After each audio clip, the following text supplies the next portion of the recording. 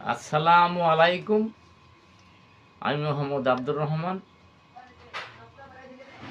ইনসাফ টিভি মেহেরপুরের পক্ষ থেকে আপনাদের আমন্ত্রণ জানাচ্ছি। আজকের বিষয় হচ্ছে ইসলামে বিবাহ।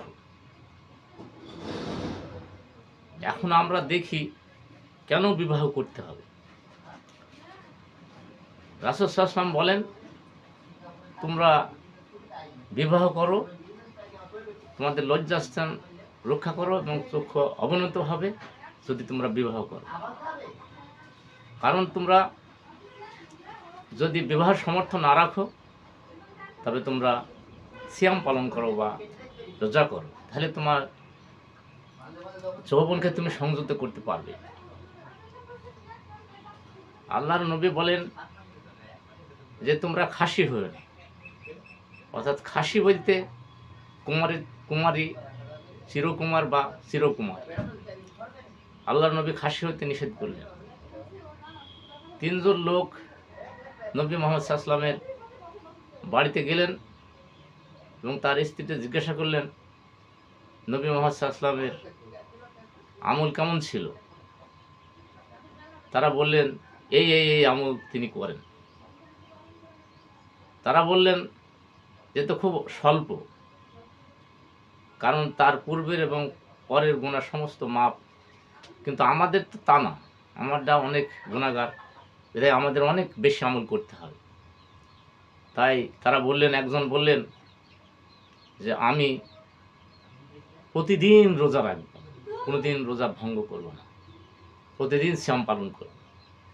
আর একজন বললেন, আমি সারা রাত ঘুমাবো না, আমি সারা রাত ইবাদত বন্দি করব। আর একজন বললেন, আমি বিয়ে শাদী করব না, সারা জীবন কুমারী থাকবো, চিরকুমার থাকবো। এই সংবাদ নবীর কাছে যখন পৌঁছালো, তখন নবী মুহাম্মদ সাল্লাল্লাহু আলাইহি ওয়াসাল্লাম এসে তাদের বললেন যে তোমরা আমার উম্মতি না, যে চিরকুমার হতে চাই, খাসি হতে চাই বা বিয়ে করতে চাই না সারা জীবন, সে আমার উম্মতি না। অতএব পূর্ণবয়স্ক হলেই তাকে বিবাহ করতে হবে। বিবাহের বয়স হচ্ছে একজন মহিলার সাবালিকা হওয়ার বয়স হচ্ছে তার ঋতুস্রাব বা মাসিক, এবং পুরুষের হচ্ছে স্বপ্নদোষ। তো দেখা যায় যে আমাদের দেশে অধিকাংশই এই বিষয়ে যে 18 বছরের নিচে বিবাহ করা যাবে না, যদি 18 বছরের নিচে কেউ বিবাহ করে তাহলে দণ্ডনীয় অপরাধ। অথচ 18 বছরের নিচে যখন বয়ফ্রেন্ড বা গার্লফ্রেন্ডলি ঘুরে, যখন 18 বছরের নিচে তাদের অবৈধ কোনো সন্তান হয়, তখন তার বিচার নাই বা সেটার কোনো সমাধান নাই। তো দেখা যাচ্ছে যে 18 বছরের নিচে তারা ব্যভিচার করছে, সেটার কোনো অসুবিধা নাই বা সেটা কোনো দণ্ডনীয় অপরাধ হচ্ছে না। কিন্তু দেখা যায় যে তার বয়ফ্রেন্ডলি ঘুরলে কোনো সমস্যা নাই, কিন্তু স্বামী নিয়ে যদি 18 বছরের বয়সের নিচে বিবাহ করে বা স্বামী থাকে, তাহলে হয়তো তাদের দণ্ডনীয় অপরাধ। অথচ যারা এই কথা বলে যে 18 বছরের নিচে বিবাহ দেওয়া অপরাধ, সেই তারাই আবার পতিতালয়ে গিয়ে 18 বছরের নিচের মহিলা খোঁজে, যাকে তারা অনেক পয়সা দিতে চায়, অনেক বেশি তার ভিজিট দিতে চায়। এ হচ্ছে আমাদের দেশের অবস্থা। অতএব যদি কেউ বিবাহ করে তাহলে সে ব্যভিচার থেকে বাঁচে, এবং আল্লাহর নবী বলেন বিবাহ হচ্ছে দিনের অর্ধেক বা ধর্মের অর্ধেক। এই ধর্মের অর্ধেক বলতে বোঝায় যখন কোনো মানুষ বিয়ে করে তো সংসার ধর্ম পালন করে, এই সংসার ধর্মতেই ধর্মের অর্ধেক আছে। কারণ এই সংসার ধর্মে স্বামী তার স্ত্রীকে ভরণ পোষণ করে, সন্তানাদি ভরণ পোষণ করে, এগুলো সাদকা। আল্লাহ নবী বলেন স্ত্রীর সাথে মিলন হওয়া সাদকা, সন্তানাদের মুখে খাবার তুলে দেওয়া সাদকা।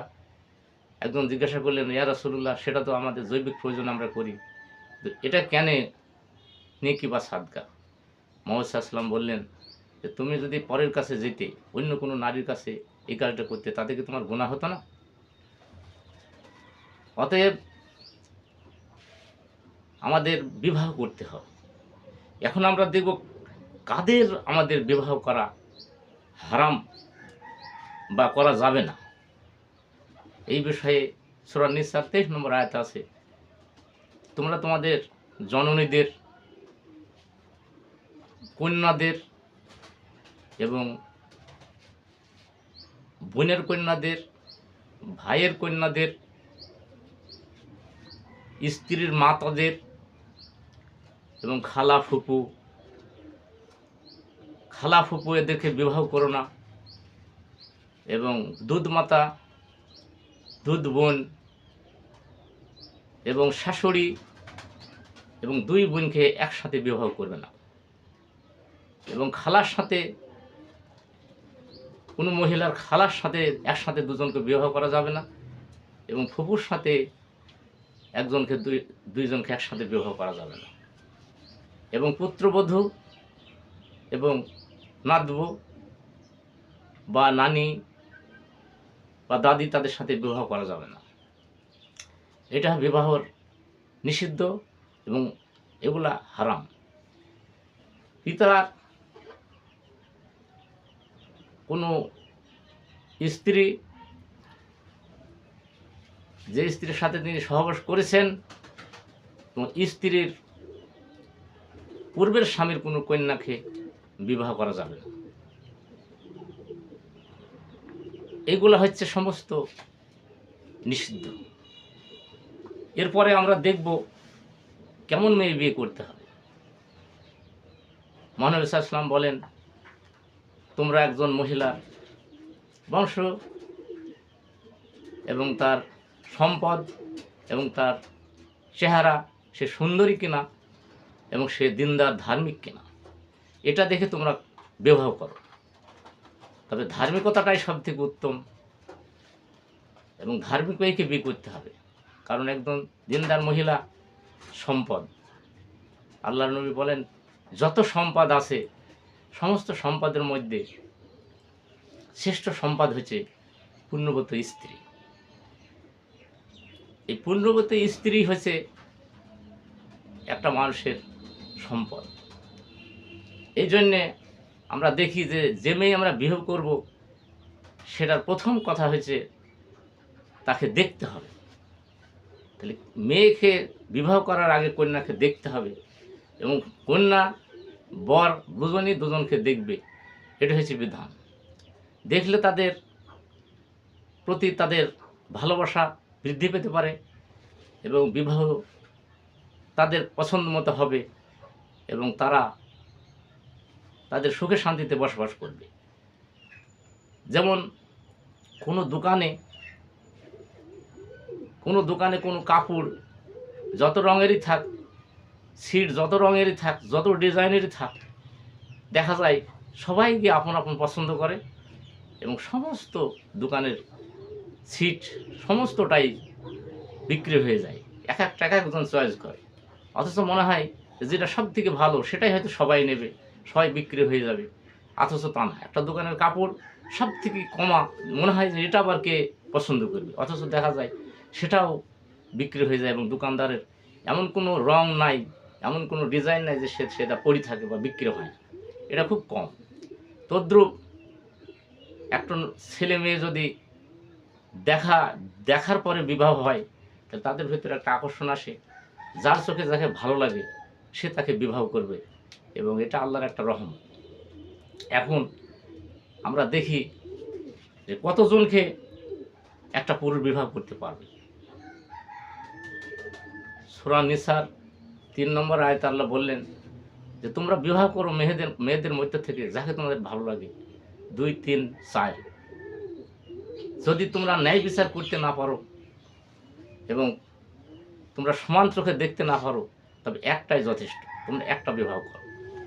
এই বিষয়ে আমাদের মানুষ অনেক কথা বলে, সমান অধিকার নিয়ে কথা বলে, যে একটা পুরুষ কেন ৪টি বিয়ে করবে, কেন একটা মেয়ে 4টে বিয়ে করতে পারবে না?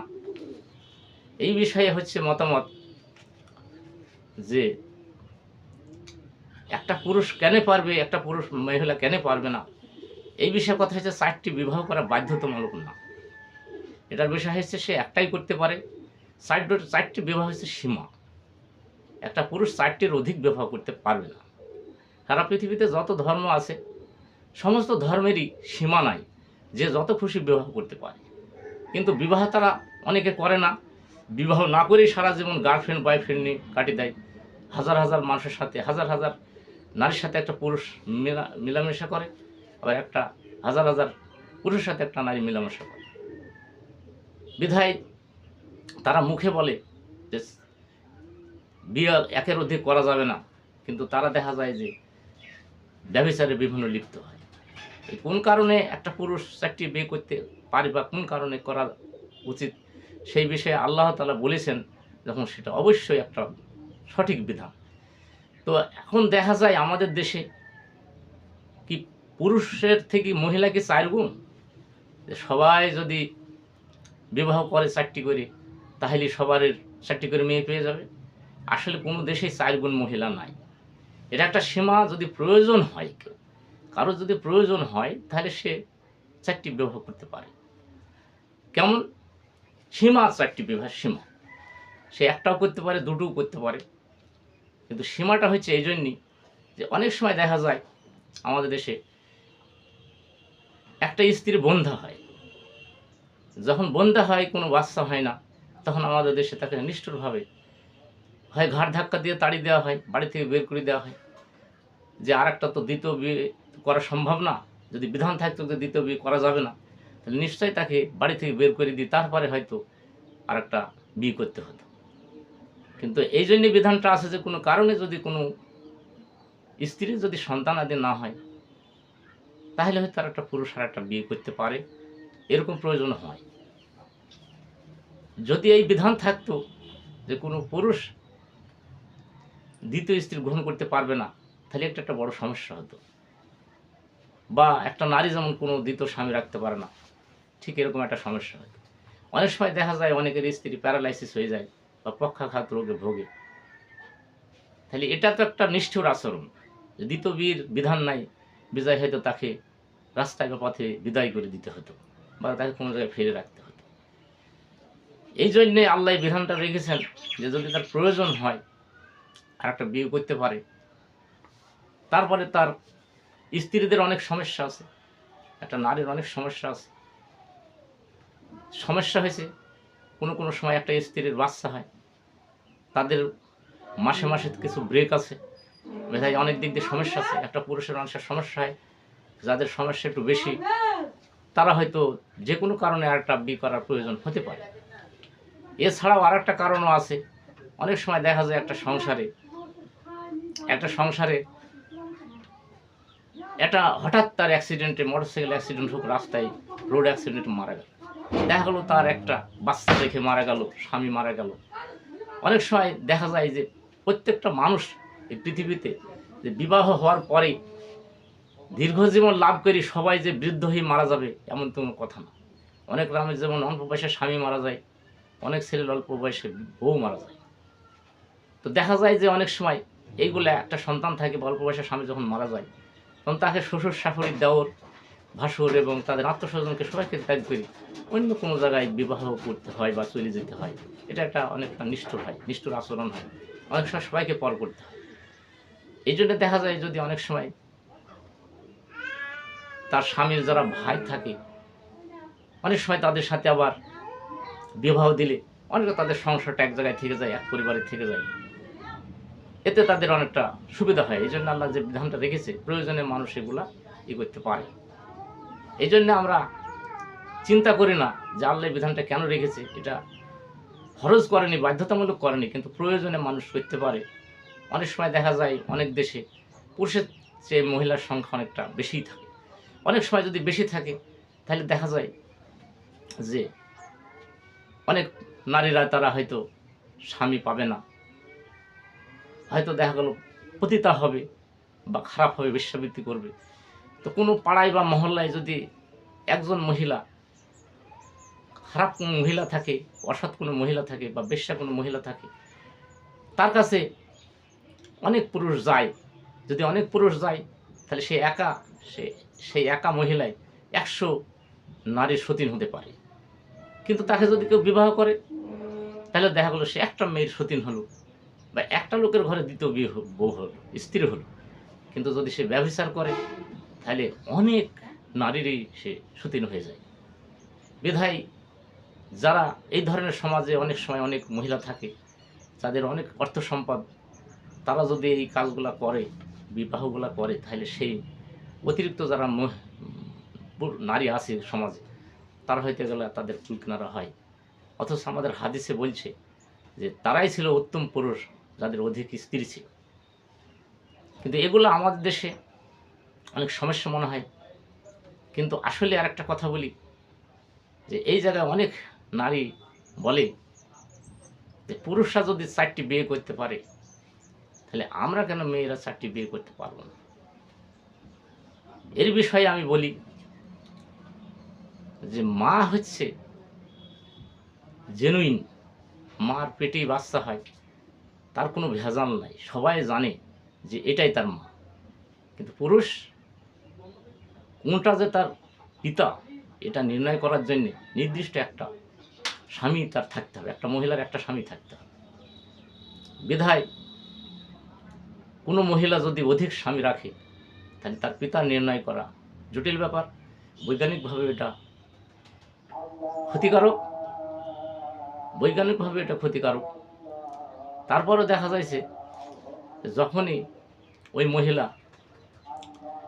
যদি মনে করে যে এটা বৈজ্ঞানিকভাবে ভুল, এই ধরনের বিবাহ করাটা যায় না, আরও কিছু কারণ আছে। সেটা হচ্ছে এই যে একটা পৃথিবীতে সমস্ত নর, সব জীবজন্তুরই নরগুলা শক্তিশালী এবং নরের সংখ্যা কম থাকলেও জন্মহার কমে না। একটা এলাকায় যদি দেখা যায় যে একটা নর ছাগল আছে, সে এলাকায় 1000 নারী ছাগল আছে, সেই 1000 নারী ছাগল একটা নর থাকলেও তাদের জন্মহার কমবে না। কিন্তু যদি একটা নারী থাকে আর 1000 নর থাকে তাহলে কখনোই জন্মহার বৃদ্ধি পাবে না। এটা কখনোই আল্লাহর বিধান হইতে পারে। তারপরেও এটা অনেক দিক দিয়ে সমস্যা। সেটা হচ্ছে এই, যখন কেউ বলে যে আমরা জমির অংশ ভাইদের সমান পাইনি, এটা বৈষম্য বা আমাদের সমান অধিকার নাই, একটা পুরুষের 4টি বিয়ে করার অধিকার আছে, একটা মেয়ে 4টি বিয়ে করার অধিকার নাই, তাহলে অধিকার সমান হলো না। আসলে সমান বলতে এটা বোঝায় না যে একটা নারীর 1 কিলোগ্রাম, পুরুষের 1 কিলোগ্রাম। আসলে অধিকার বলতে এটাই বোঝায় যার যা অধিকার, এই প্রাপ্য অধিকার যদি সে পূর্ণটা পায় তাহলেই তার অধিকার। এমন সবাই যদি মনে করে যে বাদশাহ হব, সবাই যদি মনে করে যে ডিসি হব, এসপি হব, তাহলে কখনোই শান্তি আসতে পারে না। একটা হাতের 5টা আঙুল সমান না, সমান হলে কখনো শান্তি হয় না। সব কিছুতে ছোটো বড়ো আছে এবং ছোটো বড়ো থাকবে। এখন দেখা যাক যে এই বিধানগুলা যে নিয়মে করা হয়েছে, আল্লাহর একটা সুন্দর নিয়ম। ধরা যাক এখন আমরা যদি এই টেবিলটা উল্টিয়ে দিই, যে বাংলাদেশের বা যে কোনো দেশেরই নারীর যে অধিকারটা আছে এটা পুরুষকে দিলাম, আর পুরুষের যে অধিকার আছে সেটা আমি নারীকে দিলাম, তাহলে দেখা যাবে যে একটা পুরুষ যেমন 4টি বিয়ে করে, নারীও যদি 4টি বিয়ে করে, তো পুরুষের বিধান আছে যে সে 4টিকেই ভরণ পোষণ করবে। 4টিকে যদি সে ভরণ পোষণ করে, তো নারীকে যদি উল্টি দেওয়া যায় যে ঠিক আছে, একটা নারীও যদি 4টি স্বামী ভরণ পোষণ করতে পারে এবং তার বিধান যদি সে মোহর দিতে পারে, তার সন্তানের দিকে সে পুষতে পারে, এবং সেখানে যদি আইনটা সেটাই করা যায় যে তার পুরুষ নির্যাতনের কোনো বিচার হবে না, কিন্তু নারী নির্যাতনের বিচার হবে, যদি বিধানটা উল্টিয়ে দেওয়া যায় যে তার 4টি স্বামী তার বিরুদ্ধে মামলা করতে পারবে, পুরুষ নির্যাতনের মামলা করতে পারবে, কিন্তু তার স্ত্রী তাদের বিরুদ্ধে মামলা করতে পারবে না। এবং জমির অংশ তারাই দ্বিগুণ নেবে, স্বামীর থেকে তারাই দ্বিগুণ নেবে, ভাইয়ের থেকে। তারপরে যদি দেখা যায় যে এই দ্বিগুণ তারা নেওয়ার পরেও যদি তারা এটা করে যে না আমরা ভরণ পোষণ করব, তো কখনোই এটা সম্ভব না যে একটা নারী 4টি স্বামীর ভরণ পোষণ করবে, বা হয়তো 4টি স্বামীর সন্তানাদিকে সে ভরণ পোষণ করবে এবং তাদের নির্যাতন সে সহ্য করবে, তাদের বিরুদ্ধে কোনো মামলা করতে পারবে না, কিন্তু তারা তার স্ত্রীর বিরুদ্ধে মামলা করবে যে আমাদের নির্যাতন করতে পারবে। এবং মহারানা সে সেই তার স্বামীকেই সে মহারানা দেবে, এবং তার যে সম্পদ, স্বামীরা যে সম্পদ পায়, সেই সম্পদটা তারা যদি কমও পায় স্ত্রীর সেই, তাহলে সেটাই তারা তাকে ভোগ করবে এবং স্ত্রীকে দেবে না। এরকম বিধান যদি হয়, কখনোই কি পৃথিবীতে কোনো নারী, তার কি সম্ভব সেই স্বামী 4টি পুষি বা আমরা ভরণ পোষণ করব এবং তাদের বিরুদ্ধে কোনো মামলা করা যাবে না? তো এটা দেখা যায় বাংলাদেশে আসলে পুরুষেরই কোনো অধিকার নাই। একটা সংসদে সংরক্ষিত মহিলা আসন আছে, কিন্তু পুরুষদের কোনো সংরক্ষিত আসন নাই। একটা ইউনিয়ন পরিষদে মহিলাদের সংরক্ষিত আসন আছে, চাকরিতে সংরক্ষিত আছে, এবং এটা পুরুষদের কোনো কিছু নাই। তো এটাই যদি সমস্ত অধিকারটা উল্টি দেওয়া যায়, তখন বুঝতে পারবে যে না বিষয়টা কি এবং কতটা জটিল বিষয়। এটা পৃথিবীতে মানুষ সুখে শান্তিতে বসবাস করতে পারবে। নবী বলেন যে মোহর কত দিতে হবে। তোমরা একটা আংটি হলেও, লোহার আংটি হলেও তুমি মোহর দাও। একজন মহিলা নবী সাল্লাল্লাহু আলাইহি ওয়াসাল্লামের কাছে এসে বললেন যে আপনি আমাকে গ্রহণ করুন, কিন্তু নবী তার দিকে তাকিয়ে কোনো জবাব দিলেন না। মেয়েটি বসে পড়ল। তারপর যে একজন নবী সাহাবী বললেন, ইয়া রাসূলুল্লাহ, ওই মহিলার সাথে আমার বিবাহ দিন। নবী মুহাম্মদ সাল্লাল্লাহু আলাইহি ওয়াসাল্লাম বললেন, তোমার কি আছে? বললো, আমার কিছুই নাই, একটা লুঙ্গি ছাড়া। শেষ পর্যন্ত বললেন, যাও বাড়ি গিয়ে দেখে আসো একটা লোহার আংটিও পাও কিনা। সে বাড়ি থেকে ফিরে এসে বললো, আমার কিছুই নাই। তো নবী অনুমতি দিলেন না যে তুমি মোহর ছাড়া বিয়ে করো। শেষে মহানবী সাল্লাল্লাহু আলাইহি ওয়াসাল্লাম তাকে জিজ্ঞাসা করলেন, তুমি কি কোরআনের কিছু অংশ জানো? সে বলল, হ্যাঁ আমি অমুক অমুক সূরাটা জানি। বললেন, তুমি তার বিনিময়ে তোমার স্ত্রীকে বিবাহ করো এবং তারপরে তুমি তাকে নিয়ে যাও। তো আল্লাহর নবীর বিধান হচ্ছে মোহর পরিশোধ করতে হবে, এবং মোহর পরিশোধ করার পর তারপরে সে মহিলার কাছে গমন করতে হবে। আরও কিছু কথা হচ্ছে শিগার বিবাহ। শিগার বিবাহ হচ্ছে ইসলামে নিষিদ্ধ। শিগার বলতে বদলি বিবাহ। এই শর্তে যে তুমি আমার বোনের সাথে বিয়ে করবে, আমি তোমার বোনের সাথে বিবাহ করব, কোনো মোহর দিব না। আর একটা বিবাহ হচ্ছে মুতা বিবাহ। এই মুতা বিবাহ নিষিদ্ধ। কিছু সময়ের জন্য বা কিছু নির্দিষ্ট টাইমের জন্য, 1 বছর বা 10 দিন কি 20 দিন বা 1 মাসের জন্য যে নির্দিষ্ট করে বিবাহ, এটাকে বলা হয় মুতা বিবাহ। এটা আল্লাহর নবী মুহাম্মদ সাল্লাল্লাহু আলাইহি ওয়াসাল্লাম নিষেধ করেছেন। আল্লাহর নবী বলেন যে আমি মেরাজে গিয়ে দেখলাম, জাহান্নাম পানে তাকিয়ে দেখলাম অধিকাংশই মহিলা, এবং বেহেশতে পানে তাকিয়ে দেখলাম অধিকাংশ আমার গরিব বান্দা। একজন মহিলা জিজ্ঞাসা করলেন, ইয়া রাসূলুল্লাহ, এর কারণ কি? তখন মুহাম্মদ সাল্লাল্লাহু আলাইহি ওয়াসাল্লাম বললেন যে মহিলারা কথায় কথায় অভিশাপ দেয় আর স্বামীর কাছে অকৃতজ্ঞ। তেনারা জানতে চাইলেন এই অকৃতজ্ঞ বলতে কি বোঝায়? আল্লাহ নবী বললেন যে একজন পুরুষ মানুষ তার স্ত্রীকে খুব কষ্ট করে ভরণ পোষণ করে, সারা জীবন তাকে যদি ভালোবাসে, ভরণ পোষণ করে, একদিন কোনো ত্রুটি দেখলে বলে আমি তোমার কাছে জীবনেও সুখ পাইনি। অতএব পুরুষ নারীর কর্তৃত্বকারী, কারণ নারী ব্যয়কারী। সূরা নিসা আয়াত 34 মহান আল্লাহ বলেন যে পুরুষই নারীর উপর কর্তৃত্ব করবে, কারণ পুরুষই নারীর প্রতি ব্যয় করে, তাকে ভরণ পোষণ করে। বিয়ের আগে মেয়েদের অনুমতি নেওয়া, কোনো কুমারী হোক এবং বিবাহিতা নারী হোক, বিবাহের পূর্বেই তার অনুমতি লাগবে। যদি কোনো মেয়ের অনুমতির বাদ দিয়ে কোনো পিতা যদি তার ইচ্ছার বিরুদ্ধে বিবাহ দেয় তবে সে বিবাহ বাতিল। যদি বিধবা মেয়ে হয় তাহলে তার বিয়ের ইচ্ছা তার নিজের ইচ্ছাতেই হবে, তার সরাসরি অনুমতি লাগবে। কিন্তু কুমারী মহিলারা লজ্জাশীল, তাই আল্লাহর নবী বললেন যে কুমারী মেয়ের সম্মতি হয়েছে তার মৌনতা। যদি সে চুপ থাকে তাহলে জানতে হবে তার সম্মতি আছে। যদি কোনো মহিলাকে বিবাহ তার পিতা জোরপূর্বক দেয় এবং যদি সে ইচ্ছা করে যে আমি ওই স্বামীরকে তালাক দিব, তবে সে মেয়ের সে বিধানে তার হক আছে, এটা সে দিতে পারে। অতএব কোনো মহিলার অনুমতি ছাড়া কোনো পিতা বিবাহ দিতে পারবে না। কোনো বিয়ের প্রস্তাবের ওপর কেউ প্রস্তাব দিতে পারবে না। বিধান হচ্ছে যে কোনো জায়গায় যদি কোনো বিয়ের প্রস্তাব হয়, যতক্ষণ সেই বিয়ে না ভাঙবে তখন সেই বিয়ের প্রস্তাবের ওপর কেউ প্রস্তাব দিতে পারবে না।